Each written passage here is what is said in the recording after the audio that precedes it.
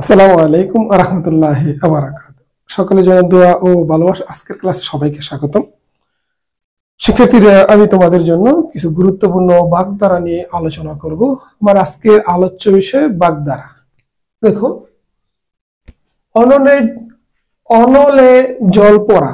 অনলে জল পড়া, এটার বাগধারাগত অর্থ হবে রাগ পড়ে যাওয়া অথবা ক্রোধ প্রশমিত হওয়া।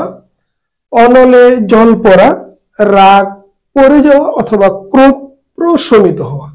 এরপরে অনভ্যাসের ফোঁটা। অনভ্যাসের ফোঁটা, অনভ্যস্ত সৌভাগ্য। অনভ্যাসের ফোঁটা, অনভ্যস্ত সৌভাগ্য। অন্ধগলি। অন্ধগলি বাগধারাটির অর্থ হবে কানাগলি অথবা যেগুলি কিছুদূর গিয়ে শেষ হয়ে যায়। অন্ধগলি, কানাগলি অথবা যেগুলি কিছু দূর গিয়ে শেষ হয়ে যায়। এরপরে অপত্যহীন। অপত্যহীন এই বাগধারাটির অর্থ হবে সন্তানহীন অথবা নিঃসন্তান। সন্তানহীন অথবা নিঃসন্তান। উটকো খবর। উটকো খবর এই বাগধারাটির অর্থ হবে বাজে খবর বা অবিশ্বাস্য খবর।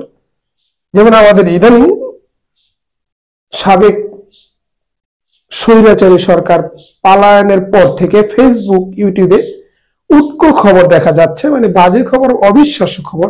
উপসী ছারপোকা। উপসী ছারপোকা অত্যন্ত অভাবগ্রস্ত লোক। উপসী ছারপোকা অত্যন্ত অভাবগ্রস্ত লোক। আমরা বলতে পারি বর্তমান সময়ে স্বৈরাচারী আওয়ামী লীগ সরকার পালায় যাওয়ার পরে আমাদের বাংলাদেশে কিছু লোক উপসী ছারপোকার মতন চাঁদাবাজি করতেছে। যেমন ওরা দীর্ঘদিন না খায়া থাকার ফলে একবারে অত্যন্ত অভাবগ্রস্ত লোক হয়ে গেছিল। বর্তমানে ওরা এমন ভাবে চাঁদাবাজি করতেছে, দেশে অস্থিতিশীল সৃষ্টি করতেছে। এটা বলা যেতে পারে উপসী ছারপোকা। আরেক কথায় উস্তন খুস্তন করা, এই বাগধারাটির অর্থ হবে জ্বালাতন করা, অতিষ্ঠ করে তোলা। উস্তন খুস্তন করা, জ্বালাতন করা বা অতিষ্ঠ করে তোলা। স্বৈরাচারী সরকারকে 17 বছর কিছুই করতে পারেনি, কিন্তু ছাত্র জনতার আন্দোলনে সরকার পতনের পরে আমাদের কিছু লোক, আমাদের দেশে কিছু বিরোধী শক্তি নির্বাচন নিয়ে উস্তন খুস্তন করা শুরু করেছে, মানে খুব জ্বালাতন করতেছে। উজাড় বনে শিয়াল রাজা। উজাড় বনে শিয়াল রাজা, উপযুক্ত লোকের অভাবে অপদার্থের ক্ষমতা লাভ।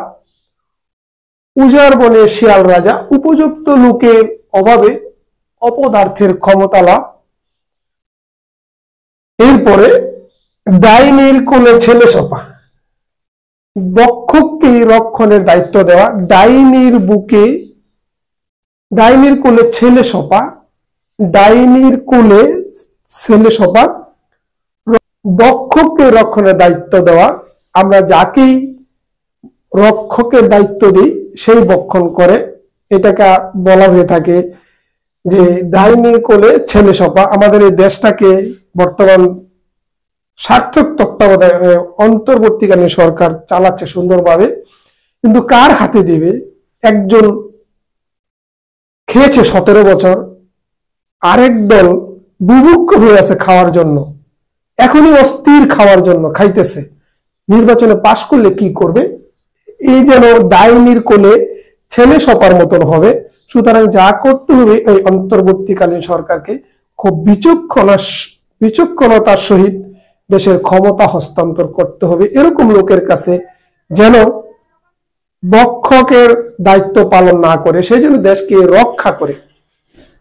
ডবকে ওঠা, যৌবন প্রাপ্ত হওয়া। ডবকে ওঠা, যৌবন প্রাপ্ত হওয়া। স্বাধীনতার 53 বছরে আমরা ডবকে উঠতে পারিনি, কিন্তু এই অন্তর্বর্তীকালীন সরকারের আমলে আমরা আশা করছি এই আমাদের এই বাংলাদেশটা যৌবন প্রাপ্ত হবে, ডবকে উঠবে, এই প্রত্যাশায়।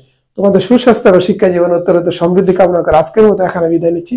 আসসালামু আলাইকুম ওয়া রাহমাতুল্লাহি ওয়া বারাকাতুহু।